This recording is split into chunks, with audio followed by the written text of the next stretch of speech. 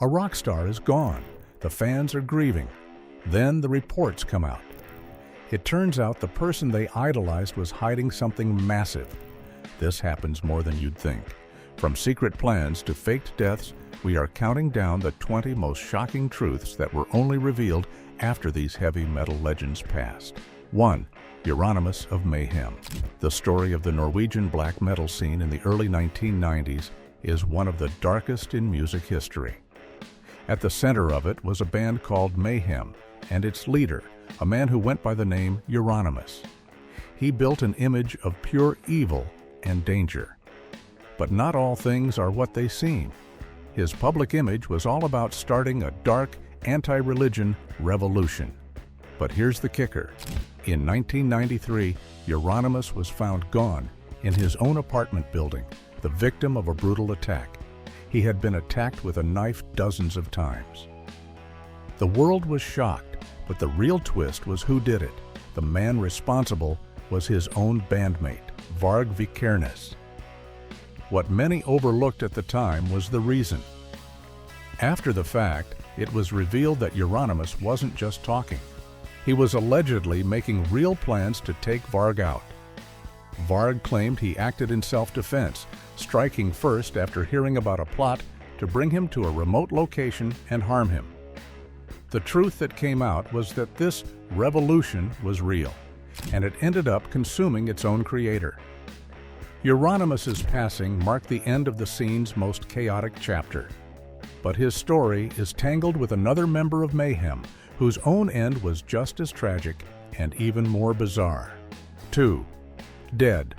Per Yngve Olin of Mayhem. Before Euronymous' passing, Mayhem had a singer who went by the name Dead, and he was, to put it mildly, fully committed to his stage persona. He was known for burying his stage clothes in the dirt for weeks so they would smell like the grave when he performed. He wanted to look and feel like he wasn't among the living. His bandmates thought it was just part of the show, but in 1991, Dead was found in a house the band shared, having made a tragic and final decision to end his own life. It was a terrible, messy scene. But here is where the story turns truly unbelievable. When Euronymous found his bandmate, what did he do before calling the police?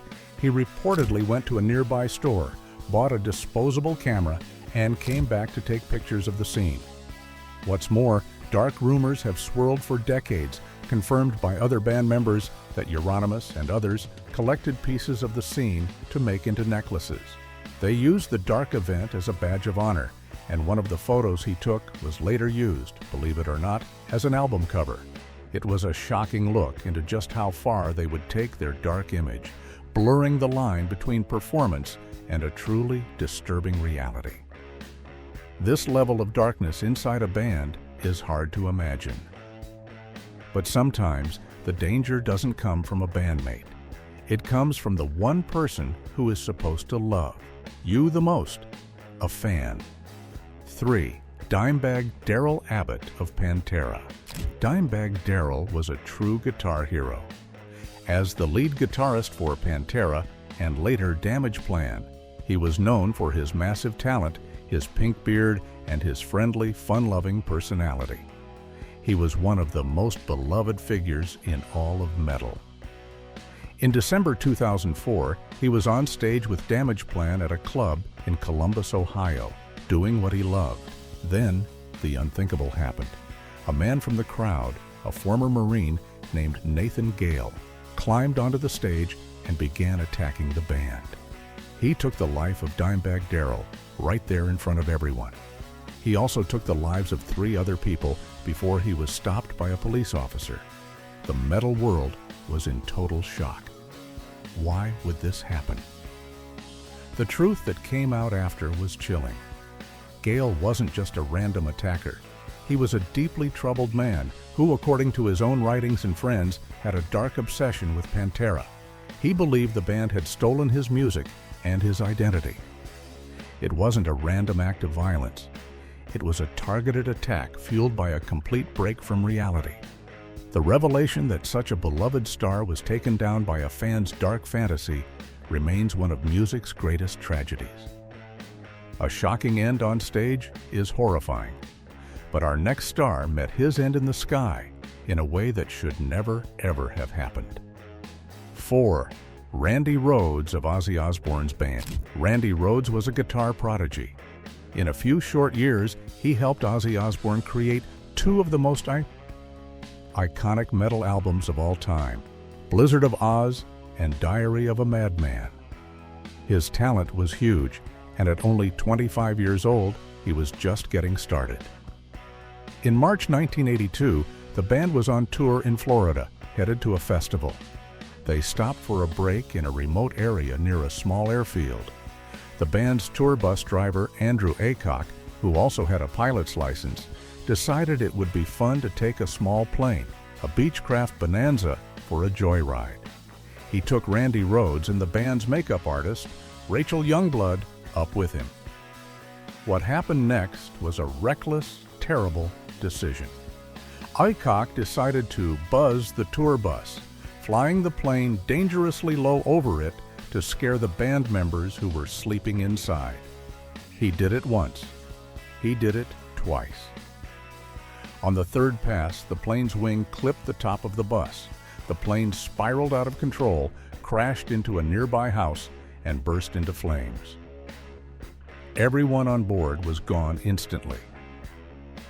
The truth revealed by the crash investigation was that this wasn't an accident. It was a stunt. It was a pilot showing off, and it cost one of the brightest talents in music his life. It was a needless tragedy in the air. But the next tragedy happened on the road in a bus, and it was surrounded by eerie, chilling details. 5. Cliff Burton of Metallica was on top of the world in 1986. They had just released Master of Puppets and were becoming the biggest metal band on the planet. Their bass player, Cliff Burton, was the heart and soul of the band, a wildly creative musician. They were on tour in Sweden, traveling overnight on their tour bus. Here's where fate took a dark turn. The band members had drawn cards earlier in the night to decide who got to pick their bunk. Cliff won the draw and chose the bunk that guitarist Kirk Hammett had been using. In the early morning hours, the bus driver suddenly lost control. The bus skidded off the road, flipped onto its side, and Cliff was thrown through the window. The bus then landed on top of him. The driver claimed he hit a patch of black ice, but the police found no ice on the road. What came out later was even worse. Seismic data from the area showed the driver's logs had been falsified, meaning he was likely exhausted from driving too many hours. The other band members have said they smelled alcohol on his breath. But the most chilling detail? Just before the crash, Cliff had a premonition, a dark feeling that something bad was about to happen on that trip. He was in the wrong bunk at the wrong time, the victim of a crash that never should have happened. It was a case of being in the wrong place at the wrong time, but for our next star, the fight was a long, slow, and hidden battle. 6. Chuck Schuldiner of Death. Chuck Schuldiner was a true pioneer. They call him the father of death metal. His band, Death, wasn't just about noise. It was about complex, technical music. He was a genius. But in the late 90s, Chuck was diagnosed with a rare form of brain cancer. He was only in his early 30s. Fans all over the world rallied, holding auctions and benefit concerts to help pay for his medical bills. He fought hard for years. But here's the truth that many people didn't know until after he passed away in 2001. Chuck, one of the most influential musicians in his genre, was hiding his poverty. He had no health insurance, and the cost of his treatment was massive, reportedly over $70,000. His family later revealed that toward the end, Chuck actually refused treatment. Why? Not because he gave up, but because he couldn't stand the idea of putting his family and fans further into debt. He was a proud man who didn't want to be a burden, and he made a quiet, heartbreaking choice to let go rather than keep asking for help. It was a tragic private battle, But our next Legends battle was very public, yet the real damage was hidden from view until the very end. 7. Lemmy Kilmister of Motorhead. Lemmy Kilmister was rock and roll. For 40 years, the leader of Motorhead lived a life that was louder and faster than anyone else. He was famous for his hard-living lifestyle, a daily diet of smokes, powders, and a particular brand of cola. He seemed indestructible. He was a walking legend. In December 2015, just 2 days after his 70th birthday, Lemmy was diagnosed with an extremely aggressive form of cancer. Just 2 days after that, he was gone. It was a shock to the world, but the real surprise came from the autopsy. Of course, the cancer was the final cause, but the report revealed a body riddled with other problems. Most shockingly, Lemmy had type 2 diabetes, something he likely had for years but ignored. Decades of his famous lifestyle had done massive, hidden damage. He had ignored all warnings from doctors to change his ways. To put it mildly, he chose to live on his own terms, right up until the very end, and his body simply couldn't take it anymore. It was a lifestyle that finally caught up with him. But he wasn't the only icon who made a fateful choice when it came to his health and his career. 8. Ronnie James Dio of Black and Dio. Ronnie James Dio was and is a metal god. His voice was one of the most powerful in history. He fronted legendary bands like Rainbow, Black Sabbath, and his own band, Dio. He is the man credited with popularizing the metal horn's hand gesture. He was a true icon. In 2009, he was diagnosed with stomach cancer. The news was a blow to the music world, but Dio was a fighter. He began undergoing serious medical treatments. But here's the heartbreaking truth that his wife and manager, Wendy Dio, revealed years after he passed in 2010. The doctors had actually caught the cancer relatively early. They had a plan. But the plan, which involved heavy chemotherapy, would have forced him to cancel an upcoming tour. Dio refused. He loved his fans so much and felt such a strong duty to perform that he rejected the early aggressive treatment plan to go on tour instead. By the time he came back and started a different treatment, the cancer had spread. He put his music and his fans before his own health, a noble but tragic choice that may have cost him his life. He was a legend who put his fans first, but the next star's passing was blamed on one thing when the truth turned out to be far more complicated. 9. Jeff Hanneman of Slayer is one of the big four of thrash metal, known for their fast, aggressive sound. Guitarist Jeff Hanneman wrote many of their most famous songs. In 2011, his life changed forever. He was bitten by a spider, and he contracted a rare flesh-eating disease called necrotizing fasciitis. It was a severe infection that almost cost him his arm. He had to step away from the band to recover, undergoing multiple surgeries. For 2 years, he fought to get better. Then, in 2013, he passed away. The official cause given was liver failure.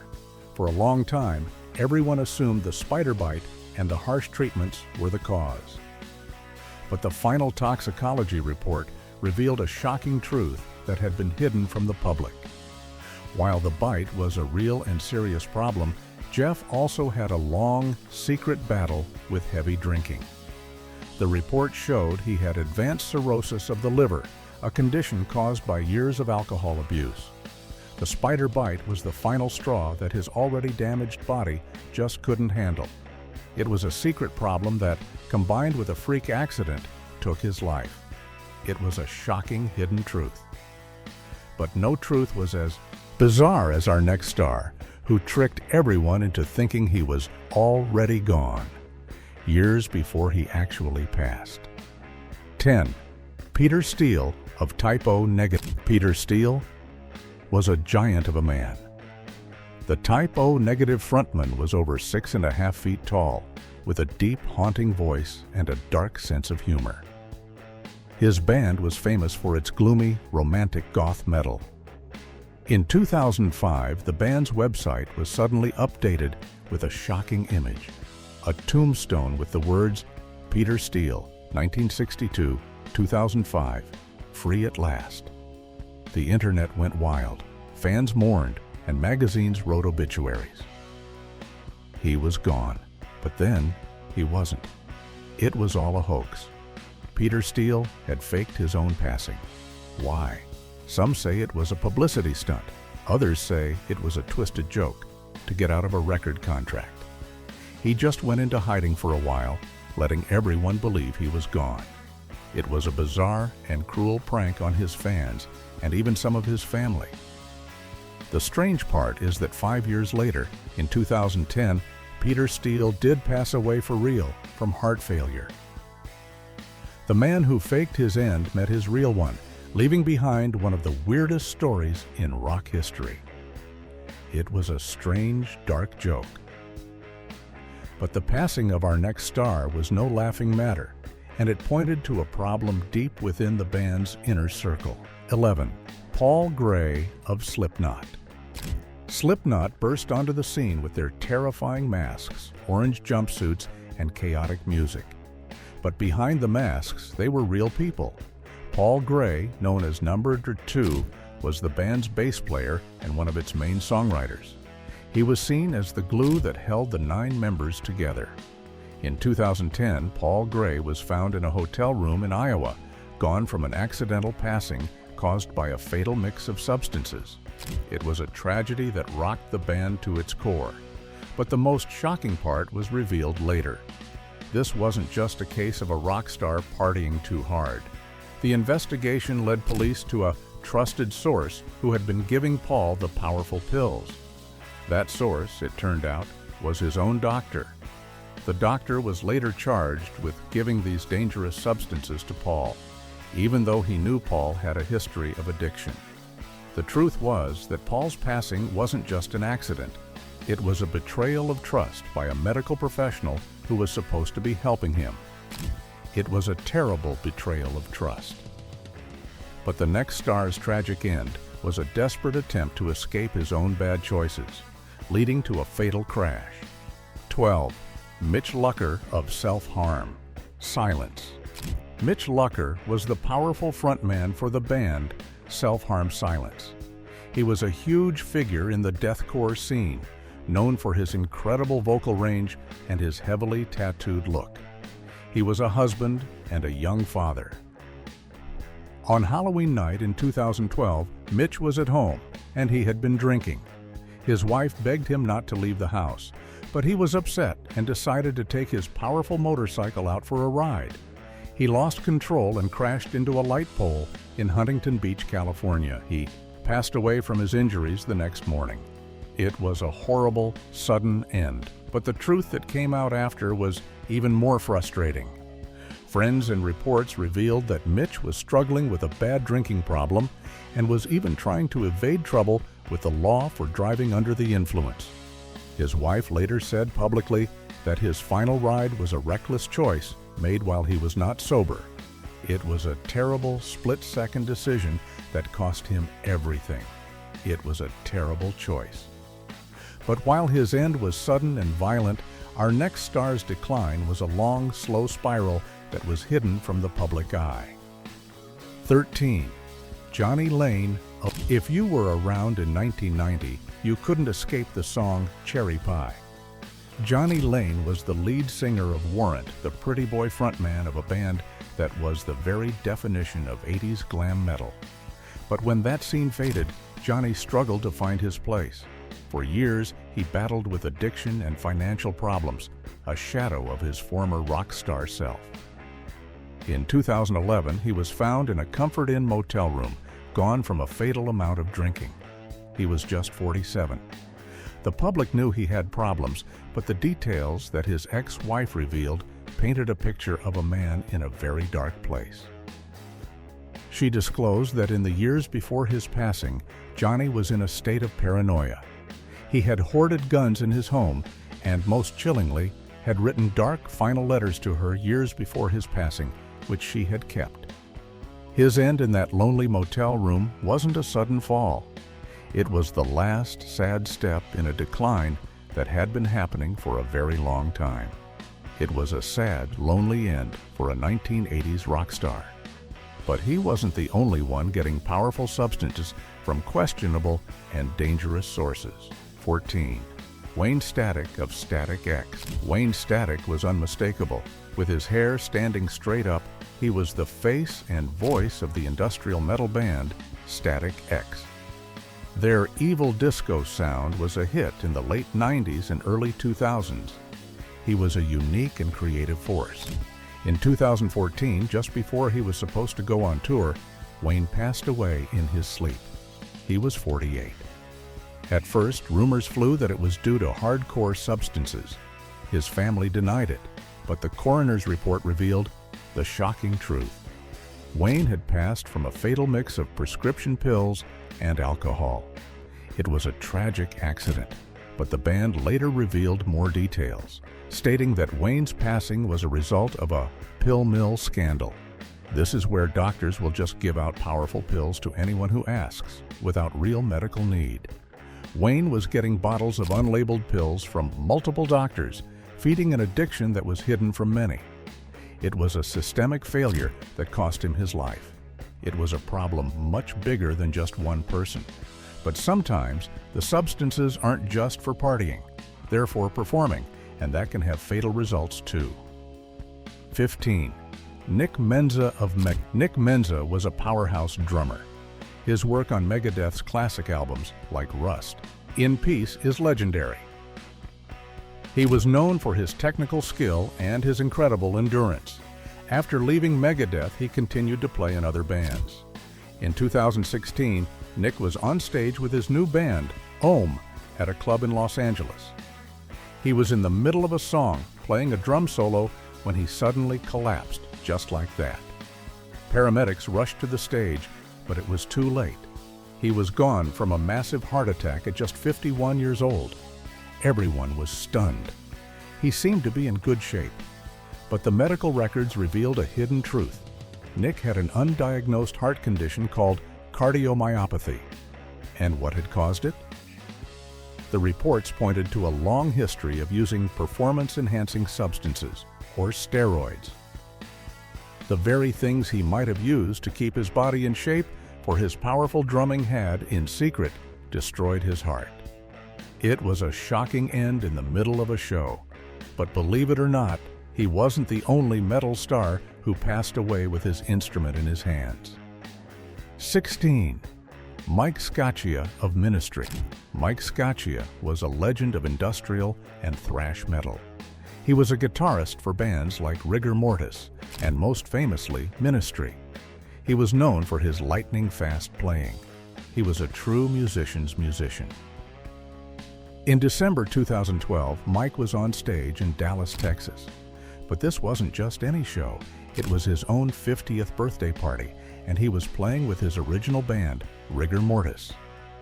In the middle of the show, he collapsed. He was rushed to the hospital, but was pronounced gone. The cause was a sudden heart attack. The autopsy later revealed the shocking reason. His heart failure was directly linked to a long-term, secret use of powerful stimulants, or uppers.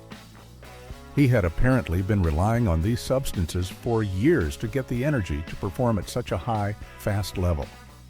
The very thing he used to power his music ultimately caused his heart to give out at his own birthday party. It was a high price to pay for energy. But our next star's passing was much quieter, caused not by substances, but, as some say, by a broken heart and isolation. 17. Quorthon of... You might not know the name Tomas Forsberg, but you know his stage name, Quorthon. His band, Bathory, basically invented two entire genres of music, black metal and Viking metal. He was a true pioneer, a one-man band who created epic, dark music from a garage. But Quorthon was also a total recluse. He almost never played live. He rarely did interviews. He was a complete mystery. In 2004, he was found in his apartment in Sweden, gone at the young age of 38. The cause was heart failure. He had been born with a heart condition. But what many overlooked was the truth of his life. After his passing, his family revealed he lived in deep isolation. He was deeply affected by the backlash and criticism from the black metal scene he helped create. They said he was suffering from deep sadness and the stress of his isolated life, which worsened his heart condition. He was a creative genius who was, in the end, driven into a lonely corner by the very world he inspired. It was a tragic end for a true pioneer. The next few stories, however, aren't about a passing. They are about secrets so dark they ended careers and shattered a star's entire image. 18. Faust. Back in the dark Norwegian black metal scene of the 90s, there was another band at the top, Emperor. Their drummer, who went by the name Faust, was seen as one of the best. The band was gaining fame, but they were also part of the Black Circle, the same group as Euronymous, known for burning down historic churches. But Faust was hiding a secret far darker than just burning buildings. In 1994, it was revealed that 2 years prior, Faust had taken the life of a man in a park in Lillehammer. It was a random, brutal act. The man had approached him, and Faust, well, he committed a terrible, life-ending act. For 2 years, he kept it a secret. He continued to play music and live his life. His conviction, which sent him to prison for years, shocked the metal world. The truth was that one of the scene's most talented musicians was also capable of a horrible, cold-blooded act. His career didn't end with a passing, but with the revelation of a truth that was too terrible to believe. It was a dark, hidden secret. But he wasn't the only one in the metal scene with ties to terrible acts and hateful beliefs. 19. Kurt Strubing of Von Band. Von was not famous in their time. They were an underground black metal band from San Francisco in the early 90s. But their simple, raw, satanic sound became hugely influential after they broke up. Many bands copied their style. Their leader was Kurt Strubing. Years after the band was gone, people started to dig into Kurt's past, and the truth that came out was horrifying. In the 1990s, Kurt Strubing was convicted of a brutal act. But it gets worse. After he passed away in 2005 from a car crash, researchers and fans uncovered his hidden life. His band's satanic image was just a cover. In reality, Kurt had deep ties to hateful, racist, extremist groups.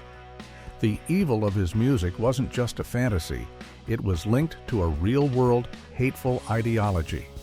For the fans who had idolized his music, it was a sickening revelation. The man they thought was a dark musical pioneer was actually linked to something far more ugly and real. It was a horrifying truth to uncover. But our last star's story connects all these dark threads of hateful ideologies and terrible crimes together into one international scandal. 20. Hendrik Mobus of Our final story is about a German black metal band called Absurd. Their leader, Hendrik Mobus, was part of a scene in Germany that was deeply tied to hateful extremist ideologies. In 1993, Mobus and his bandmates took the life of a 15-year-old boy. It was a planned and brutal act. They were convicted, but because they were minors, they served very little time. After his release, Mobus didn't stop. He continued to promote his hateful beliefs, creating what became known as the National Socialist black metal scene. He became a fugitive and fled to the United States, where he was harbored by other extremists within the metal community. His case became an international scandal. The shocking truth that was revealed wasn't a passing, but the extent of his hateful network. His extradition files and all the press exposed that there was an entire international web of musicians using metal as a front to promote and organize around their hateful, racist beliefs. It was a chilling revelation that proved once and for all that sometimes the evil in the music isn't just a show, it's real. A heavy metal concert feels like a battle, but the real wars are often fought off stage. These musicians gave everything to their fans, but their final chapters were filled with unbelievable twists of fate. To put it mildly, some of these stories are stranger than fiction, like the star lost to a joyride gone wrong. 1. Dimebag Darrell. Many people are crazy about the feeling of a live concert. It's supposed to be a safe space, a place where the outside world melts away, and the only thing that matters is the music. But on December 8, 2004, that safe space was shattered forever. The Arosa Villa nightclub in Columbus, Ohio, was packed with fans eager to see Damage Plan, the new band from legendary Pantera brothers Dimebag Darrell and Vinnie Paul. The energy was electric as the band took the stage. But just moments into the first song, the unthinkable happened. A man stormed the stage, moving with a terrifying purpose. Before anyone could react, he targeted Dimebag Darrell, one of the most beloved and influential guitarists in heavy metal history. The happy sounds of rock and roll turned into screams of panic. The thing nobody tells you is just how fast everything went down. It was a chaotic and horrific scene that ended the life of a true icon at just 38 years old. Dimebag wasn't just a musician. He was known for his huge smile, his generous spirit, and his love for his fans. His passing wasn't just a loss, it was a violation. It changed concert security forever, leaving a dark stain on the heart of heavy metal. To put it mildly, the music world was in shock for months.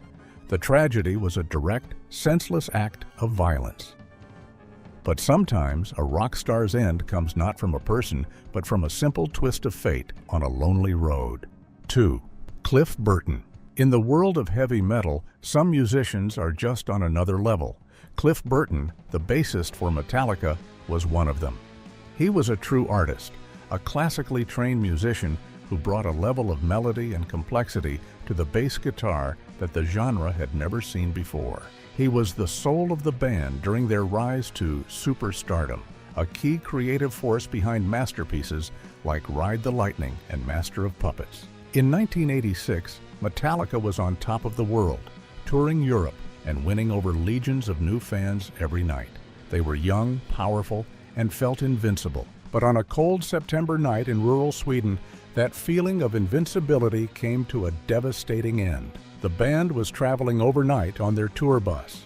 To decide who got which bunk, the members drew cards. Cliff won the poker draw with an ace of spades, choosing the bunk that guitarist Kirk Hammett had been using. What many overlooked was that this simple game of chance was a fatal one. In the early morning hours, the bus driver lost control on an icy patch of road. The bus swerved violently and flipped over, throwing Cliff out of the window. The bus then landed on top of him. He was gone in an instant at the age of just 24. The loss of his creative genius left a hole in Metallica that can never be filled. Losing a bandmate to a freak accident is devastating. But what about losing a genius to a moment of pure, reckless stupidity? 3. Randy Rhoads. Sometimes a talent comes along that is so bright it feels like it's from another planet. Randy Rhoads was that kind of talent. After making a name for himself with the band Quiet Riot, he joined Ozzy Osbourne's new solo band and changed the world of rock guitar forever. In just 2 albums, Blizzard of Oz and Diary of a Madman, Randy fused classical music with heavy metal in a way no one had ever heard before. He was a dedicated musician who practiced for hours every day, a quiet and humble genius who was poised to become one of the greatest guitarists of all time. In March of 1982, the band was on tour in Florida, heading to a festival. They stopped at a property owned by the tour bus company to fix an air conditioning unit. The property had a small airport with a few planes. The bus driver, who also had a pilot's license, decided to take a small single-engine plane for a joyride. The thing nobody tells you is that the pilot had a history of poor judgment. He took a couple of band members up in the plane and started buzzing the tour bus, flying dangerously low to the ground to scare the people still inside. On the third flight, with Randy and a makeup artist on board, things went horribly wrong. One of the plane's wings clipped the top of the tour bus, sending it spiraling out of control. It crashed into a nearby house and burst into flames. Randy Rhoads was only 25 years old. His death was a completely pointless tragedy that robbed the world of decades of amazing music. A sudden, violent end is one kind of tragedy, but another kind is watching a star slowly fade away right before our eyes. 4. Layne Staley. The 1990s gave us a new wave of heavy music from Seattle, and the voice of that movement belonged to Layne Staley. As the frontman for Alice in Chains, his powerful, haunting, and one-of-a-kind vocals defined a generation. His voice was filled with a raw pain that was impossible to fake. Songs like Man in the Box and Rooster were massive hits, and the band became one of the biggest in the world. Layne was a charismatic frontman, but behind the scenes, he was fighting a long and difficult battle with his personal demons. You see, as the years went on, Layne's struggles became more and more public. The band stopped touring because his health was so poor. He became a recluse, hiding away in his Seattle apartment, a ghost of his former self. What many overlooked was the deep sadness and isolation he was feeling.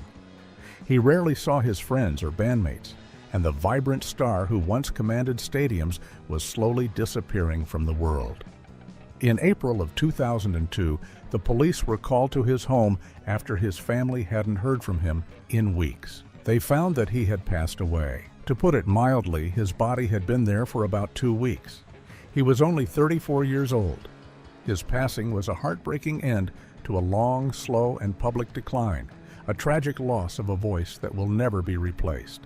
Layne's story is one of a slow fade into darkness, but other rock legends went out with a bang, living life at full speed until the very end. 5.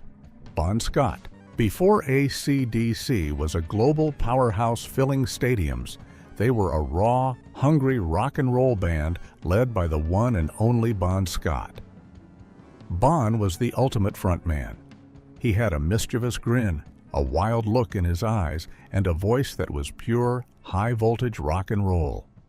He was a poet of the streets, writing lyrics about having a good time, chasing women, and living life with no regrets. He was the heart and soul of the band's early years, the voice behind classics like Highway to Hell and TNT. He lived the life he sang about, and he was famous for his love of a good party. In February of 1980, that lifestyle finally caught up with him. After a night of heavy drinking in London, a friend drove him home. But Bon had passed out in the car, and his friend couldn't move him. The thing nobody tells you is that his friend made the fateful decision to just leave him in the car to sleep it off. The next morning, Bon was found unresponsive. At the hospital, he was pronounced gone at the age of 33. The official cause was acute alcohol poisoning. It was a classic rock and roll tragedy, an ending that almost seemed like it was written in one of his own songs. The band was devastated and considered breaking up, but they ultimately decided to carry on, knowing it's what Bon would have wanted. Bon Scott's end was a tragic accident born from a wild lifestyle. But the next story involves a dark act that was no accident at all. 6. Euronymous. In the cold, dark forests of Norway, a new and extreme form of heavy metal was born in the early 90s. It was called black metal, and the band at the center of it all was Mayhem. Their leader was a guitarist who called himself Euronymous. He was more than just a musician. He was a revolutionary who wanted to create the most evil, terrifying music the world had ever heard. He opened a record store called Helvete, which means hell in Norwegian, and it became the headquarters for the new black metal scene. Euronymous had a dark and controlling personality, and he created a dangerous image for his band and the entire genre. But not all things are what they seem. While he preached about evil and darkness, the real danger was brewing right inside his own circle. In August of 1993, Euronymous was confronted at his apartment in Oslo by Varg Vikernes, another musician in the scene who played bass for Mayhem for a short time. What started as a confrontation escalated into a brutal act of violence. Varg ended Euronymous' life in a shocking and grisly manner. He was just 25 years old. The whole affair turned the underground music scene into a media circus, full of stories of church burnings and dark rituals. It was a tragic end for a musical pioneer, a story where the scary image became all too real. The story of Euronymous is dark and twisted, but it's only half the story of Mayhem's tragedy, which began with their even more disturbed vocalist. 7. Per Dead Olin. Before the infamous end of Euronymous, the band Mayhem had a frontman who truly lived up to his stage name, Dead. Per Olin, known as Dead, was a Swedish singer who joined Mayhem in 1988. To say he was an unusual performer is an understatement. He was obsessed with the idea of passing away.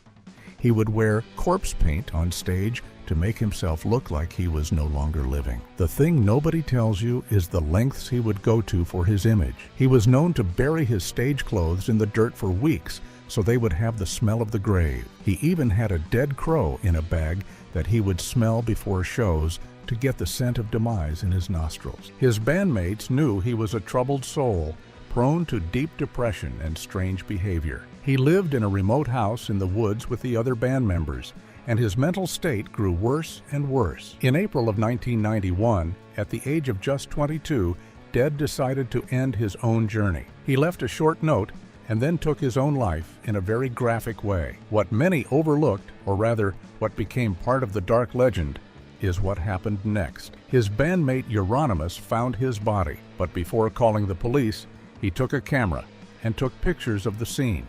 One of those pictures was later used as the cover for a bootleg Mayhem album, cementing the band's reputation as the most extreme and controversial in music history.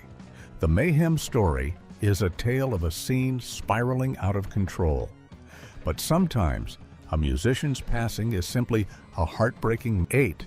Chuck Schuldiner. In the world of extreme metal, the name Chuck Schuldiner is spoken with a kind of holy reverence. As the leader, guitarist, and vocalist of the band Death, he wasn't just a pioneer, he was the creator of an entire genre. He took the raw energy of thrash metal and pushed it into a faster, heavier, and more technical direction, essentially inventing what we now know as death metal. But Chuck was never one to stand still. Over the years, he evolved his sound, creating some of the most complex and beautiful progressive metal ever recorded. He was a true visionary, a genius who was always pushing the boundaries of his music. But in 1999, at the height of his creative powers, Chuck received a devastating diagnosis. He had a rare form of brain cancer. This is why this is huge. The American healthcare system became his biggest enemy. He had insurance, but the company refused to pay for the life-saving treatments he needed. The metal community rallied around him, putting on benefit concerts and raising money to help pay his massive medical bills. He fought the illness with incredible courage and dignity for 2 years, even continuing to write music for his other band, Control Denied. Sadly, the battle was too much. Chuck passed away in December of 2001. He was only 34 years old. His death was a massive blow to the music world, a loss made even more tragic by the financial struggles he had to endure just to fight for his life. Losing a legend to a long illness is a slow-motion tragedy. But the next story is about a star whose end came in a flash, in a fire that should never have happened.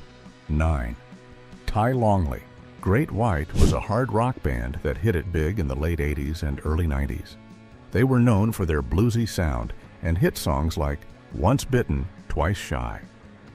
Like many bands from that era, they continued to tour for years, playing for their dedicated fan base in clubs all across the country. In February of 2003, they were booked to play a show at the Station nightclub in West Warwick, Rhode Island. The club was a small, intimate venue, packed with around 400 fans. Guitarist Ty Longley had only been with the band for a few years, but he was a key part of their live show. The night of the show, the band started their set with a bang, using pyrotechnics, which are like small, controlled fireworks, to get the crowd excited. But the thing nobody tells you is that the club was not prepared for this. The sparks from the pyrotechnics instantly ignited the cheap foam soundproofing on the walls and ceiling behind the stage. Within seconds, the entire stage was engulfed in flames. Panic erupted as the thick black smoke filled the small club. People rushed for the exits. Exits, but the main entrance became a bottleneck. It was a complete nightmare. 100 people lost their lives in the fire, including the talented guitarist Ty Longley. He was only 31. The station nightclub fire remains one of the worst tragedies in rock history, a horrific reminder of how quickly a night of fun can turn into a disaster. A fire is a horrifying way to go, but what if the tragedy happens in the one place you're supposed to be safest? Your own bed. 10. Vinnie Paul. The Abbott brothers were royalty in the world of heavy metal. After the tragic end of his brother Dimebag Darrell, Vinnie Paul carried the torch for their legacy. As the powerhouse drummer for Pantera and later Hell Yeah, Vinnie was known for his massive groove and thunderous playing. But more than that, he was known for being one of the nicest and most generous guys in the business. After his brother's passing, he made it his mission to keep the spirit of rock and roll alive. He was always seen with a smile on his face, hosting parties and making sure everyone around him was having a good time. He was the heart of the metal community in many ways. For years, fans held out hope for a Pantera reunion, a dream that Vinnie himself never completely ruled out. He continued to tour and make music with Hell Yeah, carrying the weight of his brother's memory with him everywhere he went. Then, in June of 2018, the metal world was hit with another devastating blow. Vinnie Paul had passed away in his sleep at his home in Las Vegas. He was 54 years old. The news was a complete shock to everyone. What many overlooked was that he had a serious heart condition. The official report said he passed from dilated cardiomyopathy, a condition where the heart becomes enlarged and can't pump blood effectively, along with coronary artery disease. It was a quiet, peaceful end for a man known for making loud, aggressive music, and a second heartbreaking tragedy for one of metal's most important family. Losing one brother was a tragedy. Losing the second was a nightmare. But some bands had to deal with the loss of a member who was gone long before he actually passed away. 11. Jeff Hanneman. Slayer is one of the big four of thrash metal, a band known for its uncompromising speed, aggression, and dark subject matter. A huge part of their signature sound came from the twisted and brilliant mind of guitarist Jeff Hanneman. He wrote the music and lyrics for some of the band's most iconic songs, including Angel of Death and Raining Blood. His guitar riffs were like lightning strikes, and his solos were pure chaotic noise. He was the dark heart of Slayer, a quiet and private man who channeled his intensity into his music. But in 2011, a bizarre and seemingly minor incident changed his life forever. He was bitten by a spider in a friend's hot tub. This is why this is huge. The bite led to a horrifying case of necrotizing fasciitis, a rare flesh-eating disease that nearly cost him his arm. He had to have multiple surgeries and skin grafts, and he was left in a weakened state. He was never able to fully rejoin the band on tour. For 2 years, he struggled with his health. Then, in May of 2013, he passed away. While everyone assumed his passing was related to the spider bite, the official cause was alcohol-related cirrhosis of the liver. The thing nobody tells you is that his bandmates didn't even know how serious his drinking problem had become. He was only 49, and his passing marked the end of an era for one of metal's most legendary bands. A bizarre medical issue is a shocking way to lose a star. But what about a musician who seemed to have it all and then suddenly was gone? 12.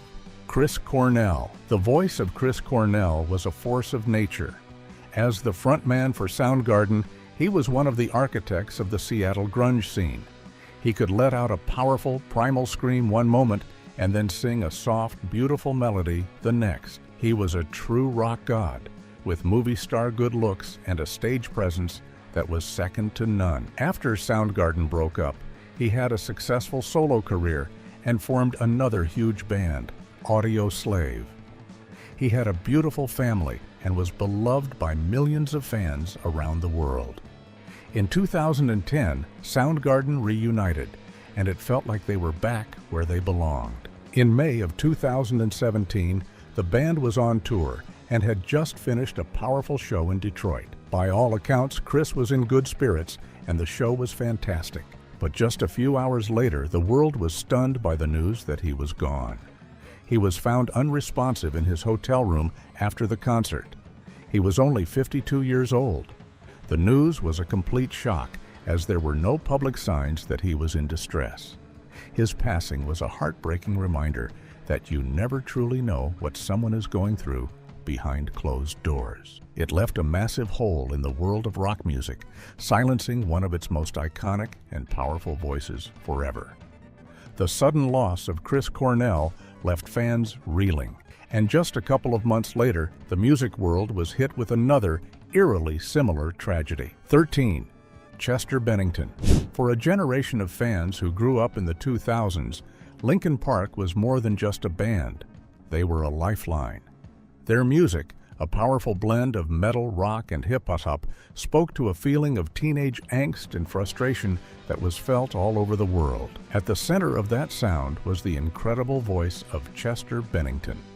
He could sing with a soft, melodic vulnerability, and then unleash a scream of pure, raw emotion that could shake you to your core. He was an electrifying performer and a deeply thoughtful and sensitive person. The band had just released a new album, One More Light, and was preparing for a huge world tour. Chester was known to have had his struggles in the past, but he had always been very open about them. He was also a very close friend of Chris Cornell, and he was hit especially hard by his passing. To put it mildly, he even sang a beautiful and heartbreaking version of the song Hallelujah at Chris's memorial service. Then, on July 20th, 2017, the day that would have been Chris Cornell's 53rd birthday, tragedy struck again. Chester was found at his home in California. He had taken his own life. He was only 41. The news was absolutely devastating, a second seismic shock to the music world in just a few short months. It was another painful reminder of the silent battles that so many people fight every day. The losses of Chris and Chester were shocking because they seemed to have so much to live for. But our next star was a Gothic giant who seemed to cheat his own end for years. 14. Peter Steele. There was no one in music quite like Peter Steele. He was the frontman for the Gothic metal band Type O Negative, and he was a true giant, both literally and figuratively. He stood at a towering 6 feet, 8 inches tall, with long black hair, fangs, and a deep, booming voice that could sound both menacing and romantic. His lyrics were full of dark humor, sarcasm, and a kind of Gothic romance that was all his own. He created a unique world with his music, one that was perfect for a gloomy October day. He was also known for his wild sense of humor and for not taking himself too seriously, even once posing for Playgirl magazine. You see, Peter had a long history of personal struggles. He was very open about his battles with depression and his unhealthy habits. He even wrote songs about it. The thing nobody tells you is that he had a habit of playing pranks on his fans and the media. On the band's website one time, they even posted a picture of a tombstone with his name on it, leading many to believe he had actually passed away. So when the news broke in April of 2010 that he had really passed away, many fans thought it was just another joke. But this time, it was real. He had died of heart failure at the age of 48. It was a sudden and shocking end for a man who seemed larger than life, a dark prince who had finally met his match. Peter Steele was a one-of-a-kind character, but our next story is about a band that was full of characters, all hidden behind terrifying masks. 15. Paul Gray.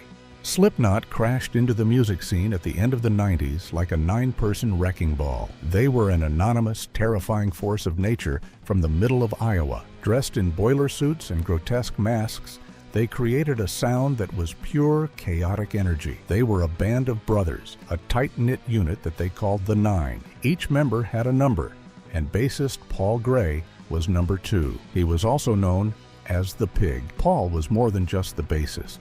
He was one of the main songwriters and a founding member of the band. He was considered by his bandmates to be the heart and soul of Slipknot. The band had achieved massive global success, but behind the masks, they were all dealing with the pressures of fame. Paul, in particular, had a history of struggling with his personal demons. In May of 2010, the metal community was rocked by terrible news. Paul had been found in a hotel room in Urbandale, Iowa, not far from his home. He was only 38 years old. The cause of his passing was an accidental overdose of substances he should not have been taking. The next day, the remaining 8 members of the band held a press conference, unmasked for the first time, to pay tribute to their fallen brother. It was a raw and incredibly emotional moment that showed the world the real human beings behind the terrifying masks. The loss of Paul Gray was a blow to one of modern metal's biggest bands. But our next tragedy involves a young star from an even heavier band who met his end on a lonely highway. 16. Mitch Lucker. In the world of extreme music, a new genre called deathcore emerged in the 2000s, and the band at the forefront of that movement was Suicide Silence. Their frontman was a young, heavily tattooed singer named Mitch Lucker. He was a force of nature on stage, with a commanding presence and a scream that was absolutely ferocious. The band was one of the most popular in the scene, and Mitch was seen as a leader and an icon for a new generation of metal fans. He was a young father and a devoted husband, a man who seemed to have a bright future ahead of him. But on Halloween night in 2012, that future was cut tragically short. Mitch was seen out riding his motorcycle in Huntington Beach, California. What many overlooked is that he had been struggling with alcohol that evening. He lost control of his powerful motorcycle and crashed into a light pole. He was rushed to the hospital, but his injuries were too severe. Mitch Lucker passed away in the early morning hours of November 1st. He was only 28 years old. His passing sent a massive shockwave through the metal community. Thousands of fans gathered for a candlelight vigil in his honor. The band later held a massive tribute concert to raise money for his young daughter's education. It was a devastating end for a rising star, a cautionary tale about the dangers of a single bad decision. Mitch Lucker's passing was a sudden, violent tragedy. But some losses in metal history are so bizarre, they sound like they were made up. 17. The Reverend. Avenged Sevenfold is a band that has never been afraid to evolve. They started out as a metalcore band and grew into one of the biggest hard rock acts in the world, playing epic songs in sold-out arenas. A huge part of their unique sound and personality came from their drummer, Jimmy Sullivan, who was known to everyone as the Reverend. He was a wildly talented and creative musician. He wasn't just a drummer, he was also a gifted piano player, a vocalist, and one of the band's primary songwriters. He was known for his crazy antics and his larger-than-life personality. He was the band's wild card, a creative genius who was always pushing them in new directions. But the Rev also had a dark side. He battled with his personal demons for years, a struggle that was well known to his close friends and family. This is why this is huge. He had an enlarged heart, a condition he had known about since he was young, which made his lifestyle even more dangerous. On December 28, 2009, he was found unresponsive at his home. He was only 28 years old. The cause of his passing was a lethal combination of prescribed medications and alcohol. It was a heartbreaking end for a musician who was bursting with so much talent and creativity. The band was shattered, but they honored their friend by having his favorite drummer, Mike Portnoy, record the drum parts for their next album, Nightmare, which became a tribute to their lost brother. New details about Ozzy Osbourne's passing have shocked everyone. From quiet warnings to struggles, the truth changes everything we thought we knew. Join us as we reveal the full story. Final bow, sudden silence. What happened after Ozzy's last show? When fans around the world watched Ozzy Osbourne's last concert at Birmingham's Villa Park on the 5th of July, no one imagined it would be his final goodbye forever. The show, titled Back to the beginning felt like a full-circle moment, a heavy, emotional return to the very place where his journey first began. He sat on a black throne singing his biggest hits like Crazy Train and Mr. Crowley. Behind every lyric, there was a deeper meaning. The fans in the stadium, along with almost 6 million people watching online, clapped and cried. Ozzy smiled, waved, and pulled funny faces. But some saw something different. Exhaustion, pain, a strange quiet behind those wild eyes. "You have no idea how I feel," Ozzy said to the crowd. "Thank you from the bottom of my heart." The roar that followed shook the stadium. What no one knew then was that the man known as the Prince of Darkness had sung his final song. Less than 3 weeks later, on the morning of Tuesday, July 23rd, the world learned that Ozzy Osbourne had passed on. He was 76. The news came suddenly and with few details. There was no exact cause of his demise released right away, but many remembered his long struggle with Parkinson's disease, a battle he had spoken about with rare honesty. A statement posted to Ozzy's Instagram broke the hearts of millions. It is with more sadness than mere words can convey that we have to report that our beloved Ozzy Osbourne has passed away this morning. He was with his family and surrounded by love. The words were heavy, simple, and final. For years, Ozzy had been in and out of the headlines for health issues. But what many didn't know was that those last few months had been even harder than anyone guessed. The farewell concert looked like a celebration, and in many ways, it was. But now, with the truth unfolding, fans and friends are seeing that event in a very different light. It wasn't just a concert. It was a goodbye that had been carefully planned. Ozzy's wife, Sharon, had announced the show earlier in the year. She said he wanted to give fans the perfect farewell. But even she probably didn't expect how close to the end they were. It turns out Ozzy had been quietly preparing for his passing for a long time. Parkinson's disease is a neurological illness that weakens muscle control. It starts with shaking, but can get worse over time. People with Parkinson's often walk slowly, have speech issues, and struggle with balance. They can't cough properly or swallow easily. Even though Parkinson's itself doesn't directly take life, the complications from it can be fatal, like lung infections and choking. Ozzy first revealed his diagnosis in January of 2020. Over the next few years, he had several surgeries to fix damage from a nasty fall in 2019. One surgery, he later said, nearly left him crippled. By 2023, he was done with touring. Still, he wanted to go out on his terms. In an interview with Rolling Stone, he said, "If I can't continue doing shows regularly, I just want to be well enough to do one show where I can say, 'Hi guys, thanks so much for my life.' That's what I'm working towards, and if I drop lifeless at the end of it, I'll pass on a happy man." He meant it. The farewell concert was Ozzy's dream and possibly his way of making peace. From the outside, he looked fragile but joyful. The performance was shorter than usual. He remained seated, yet he gave it everything he had. Pantera frontman Phil Anselmo, who shared the stage that night, later said, "We'd all be different people without Ozzy and Black Sabbath. That's the truth." After the show, there were whispers and online speculation about whether this had been a one-off performance or something more final. Then came a sudden storm of rumors. Just days before Ozzy's passing, his daughter Kelly took to Instagram to shut down a strange story making the rounds. Some people were claiming that Ozzy and Sharon had made a secret agreement, a so-called assisted self-harm pact. "Stop making articles or posts about how you think my parents are having a self-harm pact," Kelly wrote. She blamed it on something her mom had said to get attention one time. She was referring to a shocking interview Sharon gave in 2007, where she said she and Ozzy had agreed to travel to Switzerland for an assisted self-harm if they were ever diagnosed with brain conditions like Alzheimer's. "We believe 100% in assisted self-harm," Sharon had told the Mirror. "It's a final gift of love to our kids." They had even gathered the children around the kitchen table to tell them. Sharon said, "Ozzy and I have asked our lawyers to make the appropriate arrangements." Back then, people thought she was just being dramatic.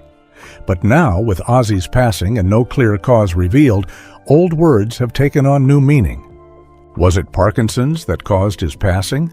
Or was it a choice made in private, away from the flashing lights and the stage? The family has not confirmed any of these theories, and Kelly's Instagram post suggests they want such stories to stop. But it hasn't kept the questions from growing. Despite all the rumors, the tributes that poured in after Ozzy's passing reminded the world of what he meant, not just as a performer, but as a symbol. Tony Iommi, Ozzy's longtime bandmate and friend, said he couldn't really find the words, and that they had lost their brother. Geezer Butler said simply, "Goodbye, dear friend. Thanks for all those years. We had some great fun. 4 kids from Aston, who'd have thought?" The message hit hard. 4 boys from a working-class neighborhood had changed the music world forever. And now, one of them is gone. Elton John called Ozzy a dear friend and a huge trailblazer. Metallica, Green Day's Billie Joe Armstrong, Rod Stewart, Brian May from Queen, and countless others posted their goodbyes. Youngblood, who had sung Changes with Ozzy at the farewell concert, shared his sadness. "I didn't think you would leave so soon." It wasn't just musicians who mourned. Millions of fans, from teenagers discovering Black Sabbath on streaming apps to older rockers who grew up spinning vinyl in their bedrooms, all shared their heartbreak. Social media exploded with memories, videos, and teary tributes.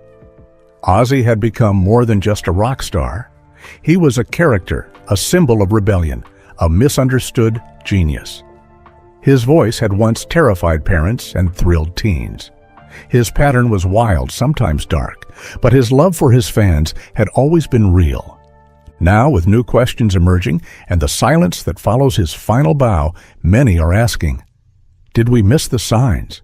Did Ozzy Osbourne write the last chapter of his life in a way that only he could? One thing is certain, the story isn't over. The private battles Ozzy fought before his last breath. When news of Ozzy Osbourne's passing spread around the world, it felt like the end of an era.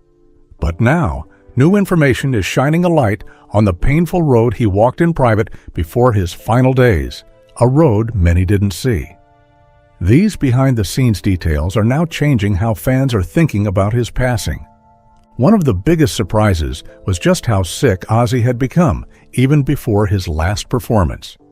People knew he had Parkinson's, but what they didn't know was that his body had been falling apart for years. He went through a number of surgeries that didn't help. In fact, one of those surgeries went so badly, he said it made things worse. His words were chilling. "It left me crippled." That wasn't just an offhand comment. It was a sign that his condition was far more serious than people realized. This new look at Ozzy's health paints a much darker picture. He was dealing with a body that had been through too many injuries, falls, infections, and nonstop pain. The truth is, by the time he got on that stage for his farewell show, he was already saying goodbye in more ways than one. Many now believe his final appearance was less about music and more about letting go. There's one quote from him in 2023 that hits even harder now. He said, "At first I was angry at the world, but now I think maybe I just have to accept it." Looking back, it sounds like he had already made peace with what was coming. He wasn't just talking about retirement, he was talking about the end. Ozzy had always been a fighter, but these new details show that he knew the fight was almost over. What's truly heartbreaking is how much he hid behind the spotlight. Even though he was in pain, he kept smiling. Even though his body was failing, he kept singing. Those close to the Osbourne family say Ozzy's condition has become more dangerous than ever. They believe it wasn't just Parkinson's that caused his passing. Other health problems were building up too, like breathing troubles, nerve damage, and constant infections. One small problem could have become life-threatening fast. New signs now suggest that this might be exactly what happened. Doctors say that when Parkinson's gets worse, it can affect the lungs. If the throat muscles become weak, even a simple cold can turn fatal. And Ozzy had already battled pneumonia before. Now some suspect he may have picked up another infection, one his body couldn't fight off anymore. He once joked, "I should have passed on 1,000 times." That line feels very different now. It's no longer funny. It sounds like a man who knew his time was running out. Behind the scenes, it wasn't just sickness Ozzy had to deal with.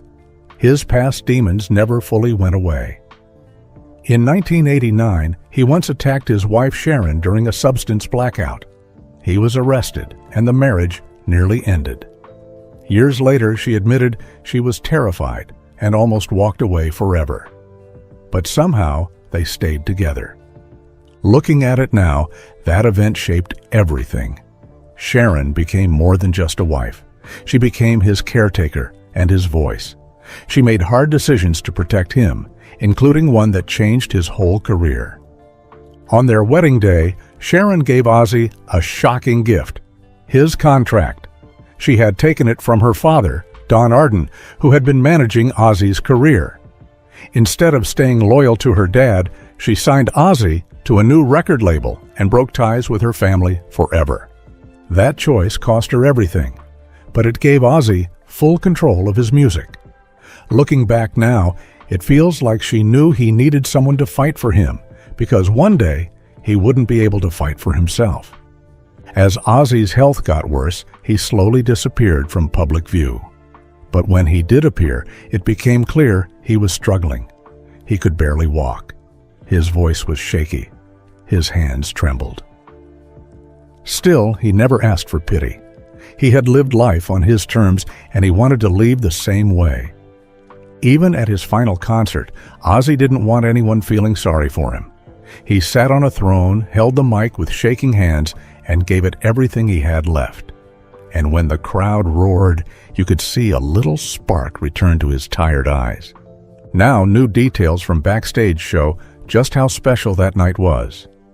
Queen guitarist Brian May said he shared a quiet moment with Ozzy after the show, just a few soft words. That short chat now feels like a final goodbye. Another musician called it the end of a giant. And that's the truth. Ozzy wasn't just a rock star. He was a giant in a world that doesn't make them like that anymore. As more stories come out, fans are realizing how much he had to hide to keep going.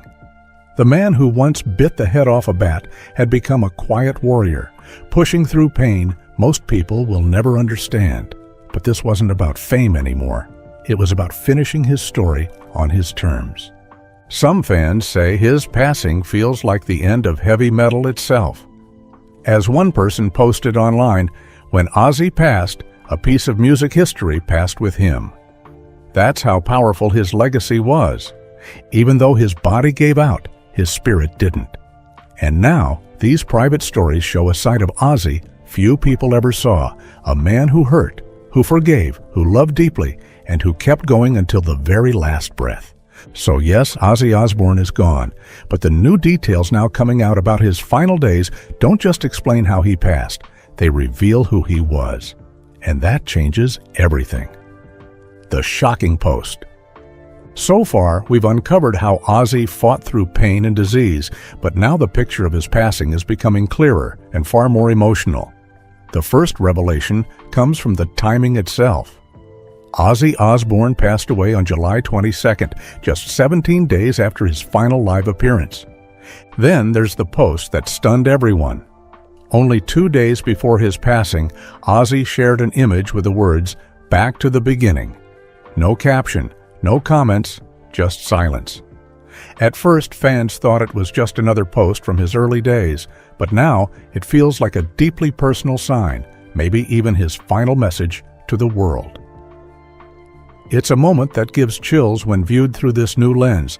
Another piece of the puzzle is where he passed on. In 2023, Ozzy and Sharon left Los Angeles and moved back to a quiet village in Buckinghamshire, England. At the time, it seemed like a decision to retire somewhere peaceful. But after his passing, sources close to the family revealed that the move wasn't just for comfort, it was for closure. He wanted to be home, not in a hospital, not under bright lights, but with his family, in peace. Fans always imagined Ozzy as the Prince of Darkness, living fast until the very end. But the truth is much softer. Even Jason Momoa, who hosted Ozzy's farewell concert, said the night felt like a pinch-me moment. Looking back, that comment hits differently. It wasn't just excitement, it was awe. Jason likely sensed what many fans didn't, that Ozzy was leaving more than just the stage. He was leaving the world soon after. There's also the mystery behind the cause of passing. The family's official statement did not reveal what exactly ended Ozzy's life. They simply asked for privacy. But considering his long list of health struggles, Parkinson's disease, spinal surgeries, respiratory problems, and infections, it's now understood that his body was reaching its limit. The silence in the announcement now feels more like a respectful pause than a cover-up. Maybe they wanted to keep the focus on his life, not the exact way he left it. Let's not forget the crashes that left lasting damage. After his serious fall in 2019, doctors had to operate on his spine several times. Ozzy himself admitted the surgeries didn't go as planned. Add that to the bike crash in 2003, and you start to see just how much physical trauma his body had endured over the years. These weren't just setbacks. They were signs that his body was giving out. And yet, he still showed up on stage in 2025. Knowing all this now, that last performance looks even more like an act of bravery. He could have stayed home. He could have avoided the spotlight completely. But instead, Ozzy stood in front of a massive crowd, knowing full well it might be the last time. Digging deeper, there's a new appreciation for his final battles. Ozzy spent years trying stem cell therapy, intense rehab sessions, nerve treatments, and even healing. At one point, he described himself as a test subject for medical science. But after all those attempts, he finally said enough. That decision tells us something. He wasn't giving up. He was choosing peace. That choice also explains why he stopped appearing at public events and award shows, even when fans begged for a last sighting. Nowhere is this clearer than in his daughter Kelly's words. Just before his passing, she strongly denied rumors that Ozzy and Sharon had made any sort of self-harm pact. She described her father as full of life and fighting spirit. But after his passing, she opened up about the crushing weight of losing her best friend. That shift from strong denial to deep grief paints a very human picture of a family trying to stay strong. What we do know is this: his final days were shaped by love, music, and private strength, not just pain and illness. Those days were carefully crafted. Sources close to the family now say that Ozzy spent his final weeks planning what songs would be played at his memorial and what kind of tribute he wanted. It was deeply intentional. That's the part no one expected. What's most surprising in all these new details is how carefully he shaped his end. Ozzy Osbourne's quiet goodbye. One of the most telling details came from his silence. Ozzy had always been loud, whether through his music or his bold interviews. But in the final months of his life, he grew noticeably quiet.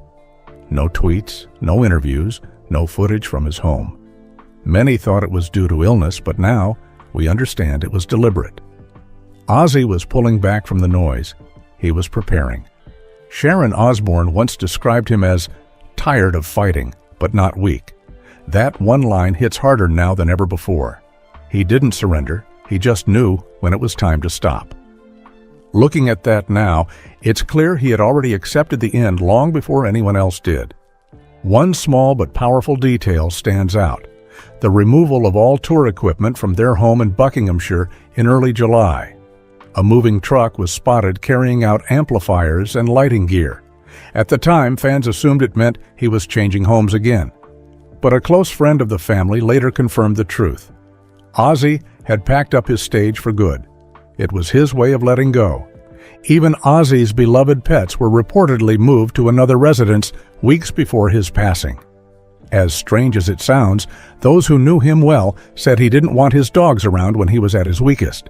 That shows a side of Ozzy the public rarely saw, a man of deep love and quiet pride. He wanted to protect everyone, even his animals, from the sadness of goodbye. The small details keep adding up. In mid-June, he had all his old stage costumes taken out of storage. Family members thought he wanted to do a photo shoot. Instead, he spent a day quietly looking through them, touching the fabrics, holding the jackets. He just sat with the memories. That silent reflection tells a story louder than words ever could. Then there's his longtime assistant, Rob. Rob had worked with Ozzy since the early 90s. In an emotional message shared days after his passing, Rob said, "He knew it was time, but he never stopped being Ozzy." That message confirms what fans suspected but didn't want to believe. Ozzy was aware of how close the end was, and he chose to face it with dignity. There's also the matter of his final meal, which Sharon later revealed in a quiet moment with family friends. It wasn't anything fancy, just mashed potatoes, roast chicken, and apple pie, his favorites. No grand feast, no last hurrah, just comfort food. It sounds simple, but in many ways, that's the most Ozzy thing of all. Stripped of fame and fortune, he wanted warmth. Reports now say that in his final 48 hours, he asked not to be filmed or photographed. He even told nurses to turn around if he got emotional. It was important to him that people didn't remember his pain, but his strength. That one request changes the tone of everything. It was a man in full control of his legacy. But perhaps the most heartbreaking new detail involves his grandchildren. Sharon shared privately with friends that Ozzy recorded short video messages for each of them to be played on their birthdays. He didn't want to leave without saying something special to each one. He planned those messages weeks in advance, choosing his words carefully. This was Ozzy as a grandfather, not a rock icon, and it's the side of him that now leaves fans in tears. Now it feels like the last page of a book that shaped generations. It's hard to ignore how much thought he put into this exit. The decision to pull out of every future award show, the quiet sale of a few remaining music rights, the closing of his private recording studio. None of these things were random. Ozzy Osbourne was putting his affairs in order, not out of fear, but out of respect for those he loved. In his final week, he asked Sharon to play 2 songs every morning, Changes by Black Sabbath and Dreamer from his solo career. He said they reminded him of who he was and who he became. Listening to those lyrics now, it's as if he was singing his goodbye in advance. He had given the world all the noise it could handle during his life. He didn't want his passing to be another headline. Even the Osbourne family reality show, once such a big part of their image, was never brought back despite fan demands. Now we know why. Ozzy didn't want his final chapter to be broadcast. He wanted it private, sacred, and his alone. A final thought that's now coming to light. The day before he passed, he reportedly requested to be wheeled into his garden. He sat under the trees, watched the sky, and asked for silence. No music, no phones, just nature. It was the kind of moment that most people dream of. Ozzy had found peace, not in fame, but in stillness. What we once thought was a sudden or mysterious passing now appears to be something else entirely. It was a deeply personal, carefully prepared goodbye from a man who lived wildly but passed on his terms. The loudest man in rock went out in a whisper, and that changes everything.